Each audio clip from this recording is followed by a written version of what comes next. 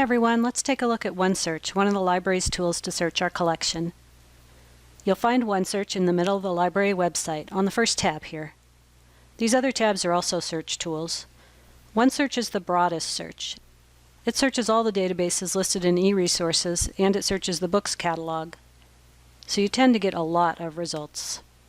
Onesearch is especially useful for topics that might be harder to find in one of the more specific, smaller databases. You might say this is something like searching Google or Amazon instead of, say, one smaller store's website for a specific item you might be looking for. And like those big search engines, you'll find ways to limit your search to get better results, more targeted for what you need, just like these limiter options in Amazon. If I know I want women's flats, better yet by a certain brand, it's better to use the limiters than scroll through thousands of options that aren't what I'm looking for. Just like our Amazon search, we can use our main keywords here in Onesearch.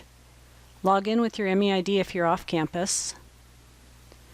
I got over 950,000 results from this search, so let's limit it on this left pane. Some good limiters are fully available online, scholarly, and maybe limit by time. I want recent data for this project. Now I'm down to a much smaller result set.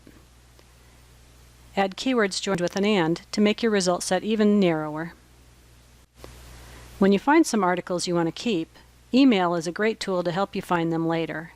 Include the citation if the option's there. The different databases have different tools and interfaces, so be flexible and learn to scan around the sides for toolbars and shortcuts. Cite is also a handy tool to get the citation you need for your Works Cited page. The Ask a Librarian link is a great way to get help when you're off campus.